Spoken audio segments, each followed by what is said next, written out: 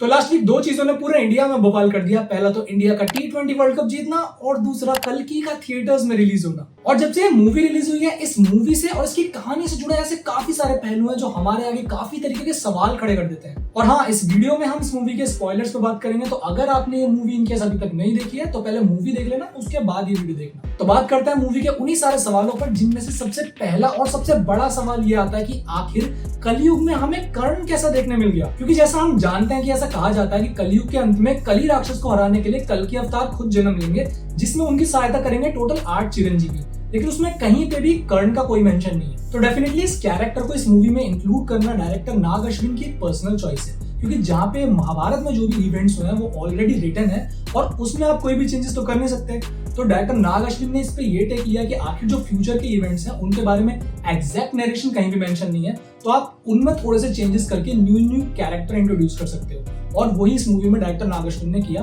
कर्ण को इंट्रोड्यूस करा दिया। और इसी कारण से हमें इस मूवी में ना ही सिर्फ कर्ण का अवतार देखने को मिला, बल्कि हमें महाभारत से अर्जुन का अस्त्र गांडीव और कर्ण का अस्त्र विजय धनुष भी देखने को मिले, जिसके बारे में मैं वीडियो में आगे बात करूंगा। लेकिन अगर हम कर्ण के कैरेक्टर पर वापस आते हैं, तो जैसा कि हम जानते हैं कि कर्ण को कहा जाता है सूर्य पुत्र, और कर्ण के हाथ में जो विजय धनुष था वो उन्हें दिया गया था खुद लॉर्ड परशुराम जी के द्वारा, और लॉर्ड परशुराम जी को वो मिला था खुद शिव जी से। और जैसा कि हम जानते हैं कि शिव जी के कई सारे अवतारों में से एक है भैरव अवतार, और उन्हें भी एक तरीके से सेवियर कंसीडर करा जाता है। और इस मूवी में हमें भैरवा का कैरेक्टर काफी हद तक उनसे सिमिलर और उनसे इंस्पायर लगता है। जहाँ पे आपने मूवी में देखा होगा कि मूवी में इंट्रोडक्शन भी भैरवा का ऐसी होता है कि वो काशी का सेवियर है। तो पर्सनली मुझे ऐसा लगता है कि भैरवा खुद एक अवतार है शिव जी का, और इसी वजह से ये विजय धनुष की सारी पावर्स को यूज कर पाया, क्योंकि वो विजय धनुष भी बिलोंग करता है खुद शिव जी से। और वहीं दूसरी तरफ हमें अर्जुन का अस्त्र गांडीव भी दिखाया जाता है, जो कि यास्किन के हाथ लग चुका है। और मूवी के लास्ट के मिड क्रेडिट सीन में हमें ऐसा दिखाया जाता है कि जब कमल हसन का कैरेक्टर यास्किन सुमति की कोख से उस एक बूंद सीरम को इंजेक्ट करता है अपनी बॉडी में, तो उसके अंदर इतनी ज्यादा पावर आ चुकी होती है कि वो अर्जुन का अस्त्र गांडीव तक उठाने में सक्षम होता है। लेकिन ये देख के हमारे दिमाग में सवाल आता है कि गांडीव तो एक तरीके का दैविक अस्त्र है,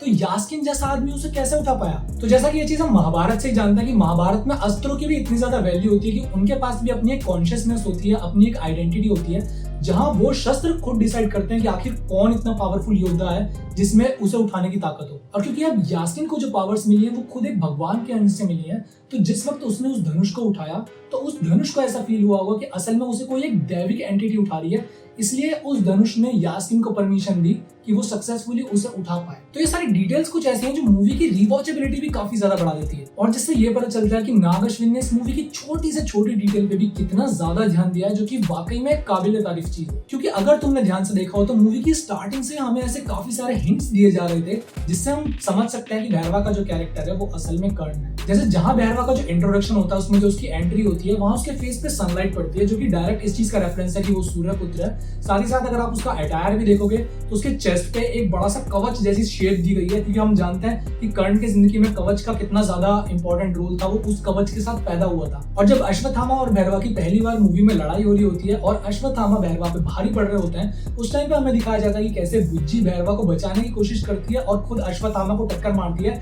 लेकिन अश्वत्थामा उसे तोड़ते हैं और उसके पहिया उखाड़ के साइड में फेंकते हैं, जो कि डायरेक्ट इस चीज का रेफरेंस है कि कैसे महाभारत में जब कर्ण को सबसे ज्यादा जरूरत थी अपने रथ की, अपनी शक्तियों की, तो उससे वो सारी शक्तियां छीन ली गई थी, और किस तरीके से उसके भी रथ का पहिया टूटा था, जिसे फिक्स करते हुए वो मारा गया। और कर्ण भी महाभारत में एक ग्रे कैरेक्टर था, जहां वो ना तो पूरी तरीके से अच्छा था, ना ही पूरी तरीके से बुरा था। और सेम चीज हम इस मूवी में भी देख सकते हैं कि भैरवा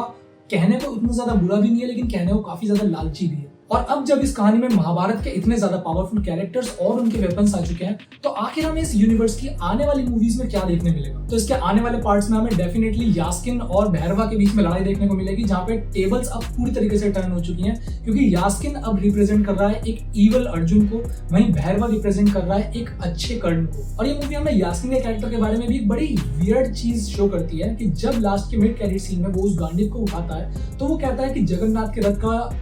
पहिया जब घूमेगा तो एक नया युग आएगा। अब आखिर अगर ये बंदा ईवल है प्योर तरीके से, तो ये भगवान में मान कैसे रहा है, या फिर भगवान का नाम भी कैसे ले रहा है। तो इसकी दो थ्योरीज हो सकती हैं, या तो ये बंदा खुद को ही भगवान मानता है, क्योंकि हम देख सकते हैं कि कैसे इसके भी 3-3 4-4 हाथ निकल रहे हैं, जो कि शायद से खुद को ही ये बंदा एज अ गॉड पोर्ट्रे कर रहा है, या फिर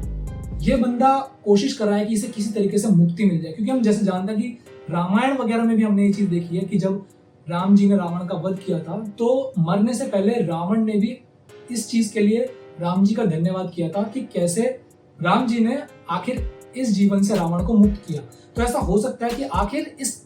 कली राक्षस को भी सब पता है कि आखिर आगे क्या होने वाला है, लेकिन ये बस कोशिश कर रहा है कि इसकी किस तरह मुक्ति हो सके, जो कि आगे खुद भगवान करेंगे। तो कहीं ना कहीं इसे खुद इंतजार है भगवान के आने का। और जब यास्किन अपनी फाइनल फॉर्म कली को इस दुनिया में लेके आएगा, वहीं दूसरी तरफ उसका सामना करने के लिए होंगे कल्कि भगवान उन 8 चिरंजीवियों के साथ। और ऐसा हो सकता है कि इस पूरे सिनेमैटिक यूनिवर्स के एंड तक आते आते हमें भैरवा की डेथ दिखाई दे। और मैं ऐसा इसलिए कह रहा हूँ क्योंकि इस यूनिवर्स के जो मेन हीरो या फिर जो मेन गॉड होने वाले हैं वो होंगे कल्कि भगवान। तो मुझे ऐसा नहीं लगता कि ये लोग प्रभास के रहते किसी और को इतनी ज्यादा लाइमलाइट या किसी और को इतना ज्यादा इंपॉर्टेंस देंगे। डेफिनेटली हमें एक जगह कर्ण के कैरेक्टर की डेथ दिखाई जाएगी, उसके बाद स्टोरी काफी ज्यादा एक इमोशनल बेस कैरी करेगी और तब हमें कल की अवतार का वो फाइनल हीरो वाला फॉर्म देखने मिलेगा। तो ये कुछ मेरी अपनी पर्सनल थ्योरीज हैं इस यूनिवर्स को लेकर, जहां इस यूनिवर्स में डेफिनेटली हमें कम से कम 2 या 3 मूवीज तो आगे देखने मिलेंगी। और मुझे इस यूनिवर्स पर पूरा भरोसा है और इस यूनिवर्स से पूरी उम्मीद है कि आगे चल के ये फ्रेंचाइज या ये सिनेमैटिक यूनिवर्स इस पूरे इंडियन सिनेमा को बदल सकता है। बाकी इस पूरे यूनिवर्स को लेकर तुम्हारी क्या थ्योरीज हैं वो मेरे साथ कमेंट्स में शेयर करना,